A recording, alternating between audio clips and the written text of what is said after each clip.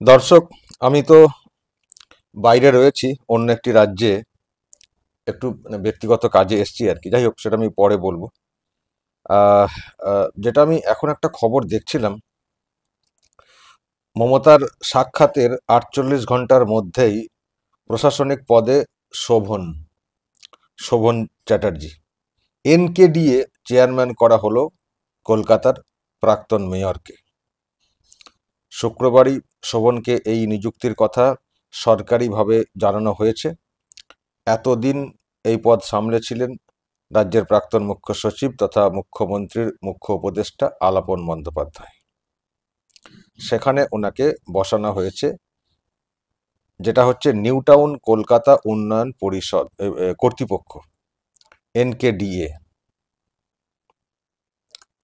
এই হচ্ছে ব্যাপার।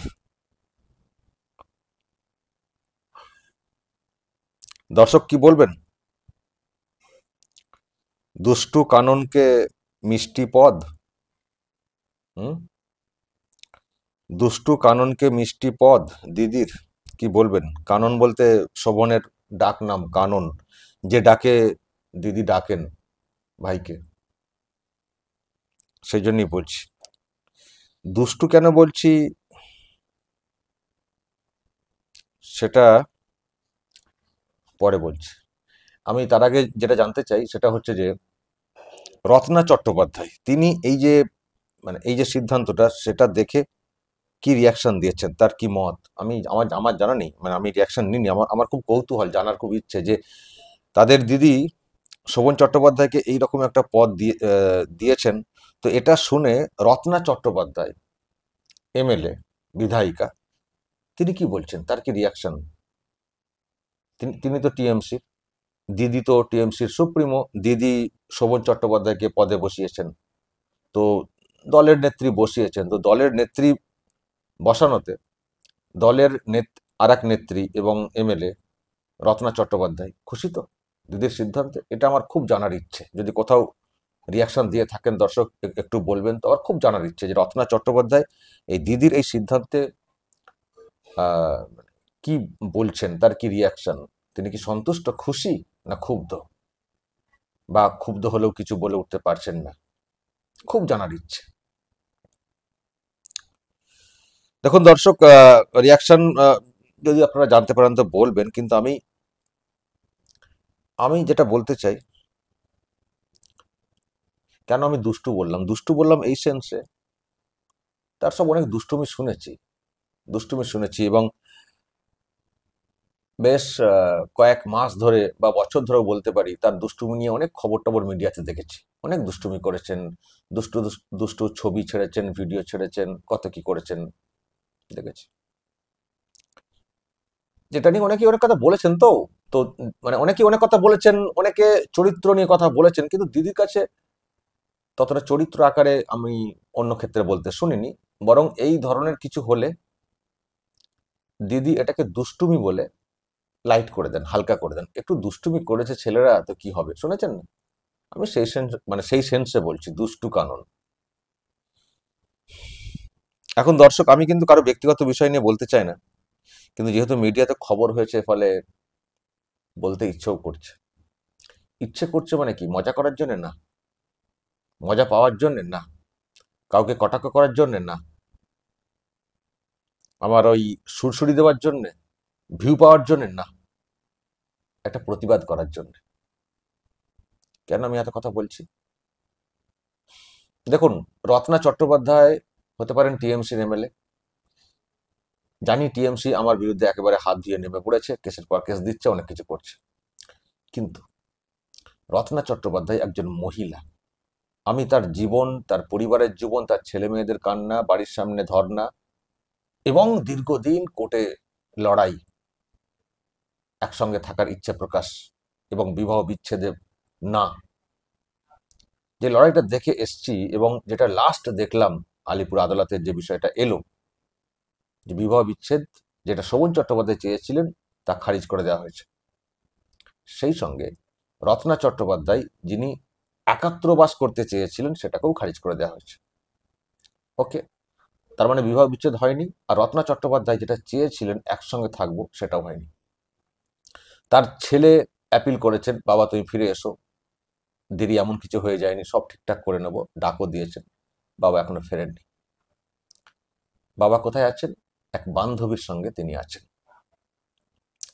বান্ধবী তার কাছে অনেক বেশি কাছের মনে হয়েছে। তার ওয়াইফ এখনো, যেহেতু বিবাহ বিচ্ছেদটা হলো না, ওয়াইফ এবং বাচ্চারা যারা চাইছেন তাকে বাড়ি ফিরে যাওয়ার জন্য, সেটাকে তার আপন জায়গা, কাছের জায়গা, প্রাণের জায়গা মনে হয়নি। তিনি এখনো বান্ধবীর কাছে আছেন। দেখুন, বান্ধবী কে কি আমি এসব বলতে চাই না, বান্ধবীর সঙ্গে তার কি কি মধুর সম্পর্ক তার ব্যাপার আমি এটাও নিয়ে কিছু বলতে চাই না। আমি জাস্ট একটা সামাজিক ব্যবস্থা নিয়ে কথা বলতে চাইছি। সামাজিক ব্যবস্থা নিয়ে কে কার সঙ্গে থাকবেন তার ব্যাপার। তার ব্যাপার বলতে তার ব্যাপার বলছি বটে, কিন্তু সামাজিক ব্যবস্থা আছে তো, বিবাহ বলে তো কিছু একটা আছে তো, সামাজিক সিস্টেম আছে তো, আছে তো নাকি? তার একটা রেজিস্ট্রেশন হয়, আছে তো। এবং সেটা একটা সত্যি শক্তপোক্ত সিস্টেম বলি তো আজকে বিবাহ বিচ্ছেদের মামলাটা খারিজ হয়ে গেল। হয়নি তো।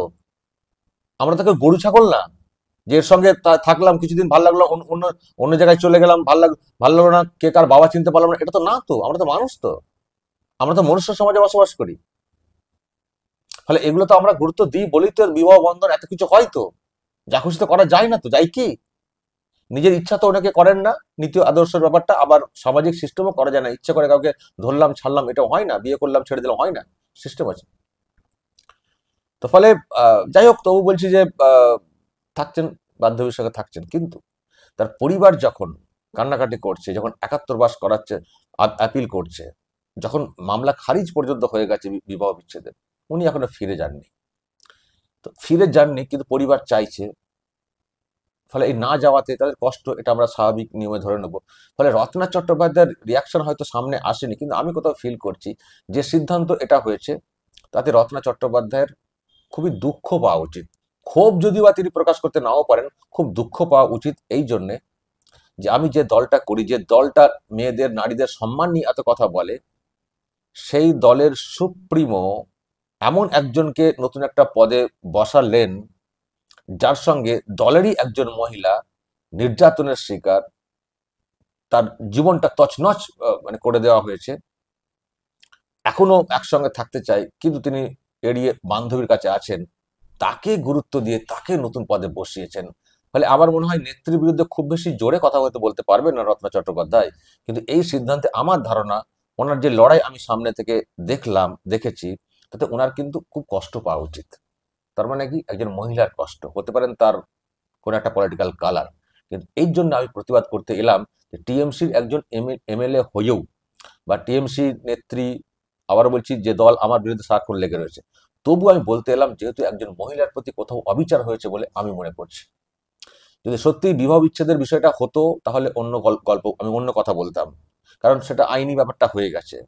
আইনে এখনো যখন বলা হচ্ছে যে বিবাহ বিচ্ছেদ হবে না, এখন তার স্ত্রী, তো সেখানে এই যে সামাজিক জীবন নিয়ে ছেলে খেলা, একটা মহিলার জীবন নিয়ে ছেলে খেলা, পরিবার নিয়ে ছেলে খেলা, ছেলে মেয়েদের জীবন নিয়ে ছেলে খেলা, এগুলো আর যাক আমি মানতে পারি না, এটা আমার কোথাও বিবেকে লাগে।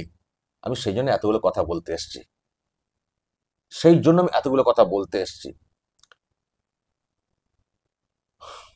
আমি একটা কথা বলে আসি, যদিও অনেকের অনেক জটিল পরিস্থিতি থাকে আমি জানি, বিবাহ বিচ্ছেদ কিন্তু খুব খারাপ জিনিস, খুব খারাপ জিনিস। আমি এমন এমন দৃশ্য দেখি না, আমার খুব কষ্ট হয়।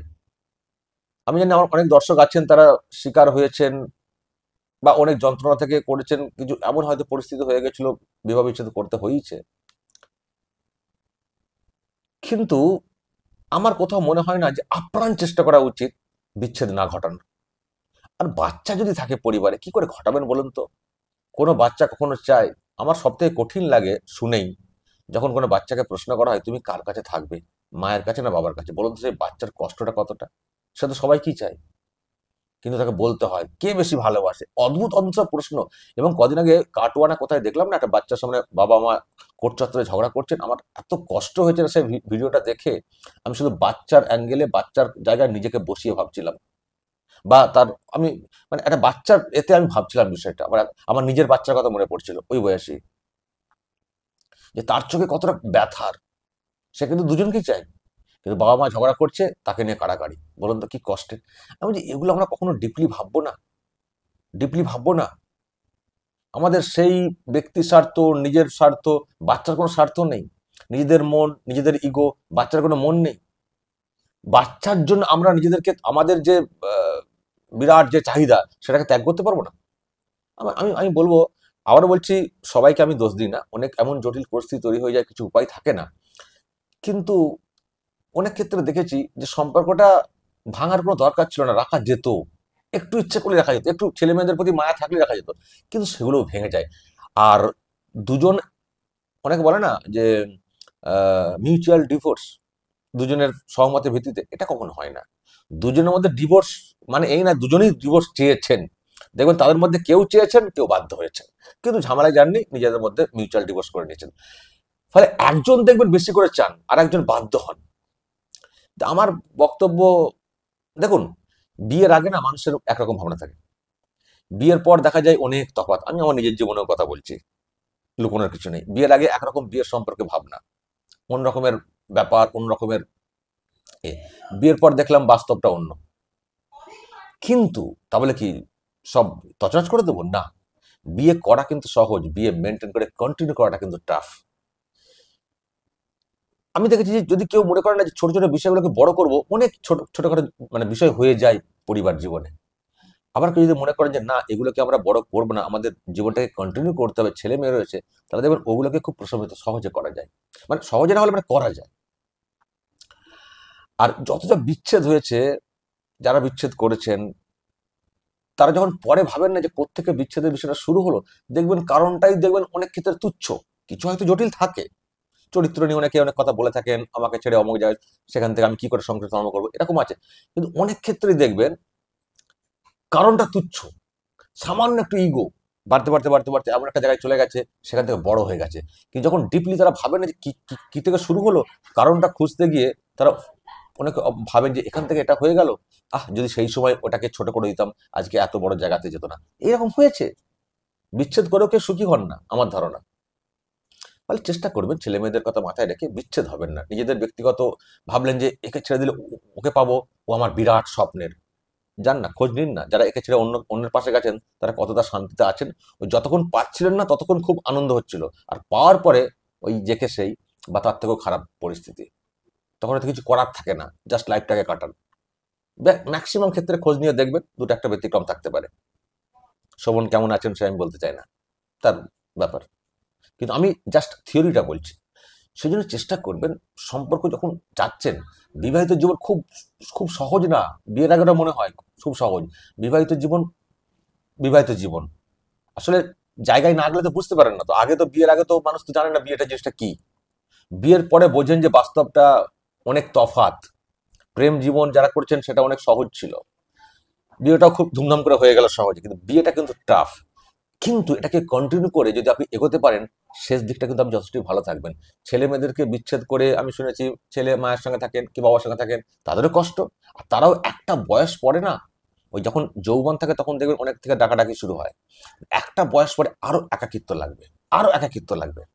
আমি এতগুলো কথা বলছি এই জন্যে, যতটা পারবেন সেপারেশন কমান, সেপারেশনে যাবেন না। সবকিছু মনের মতো হয় না পৃথিবীতে। বিয়ের আগে যেটা ভেবেছিলেন পরে ভাবলেন দূর, এটা তো না, এতটা ভেবেছিলাম, তখন তো এই বলতো, এখন তো এরকম বলছে।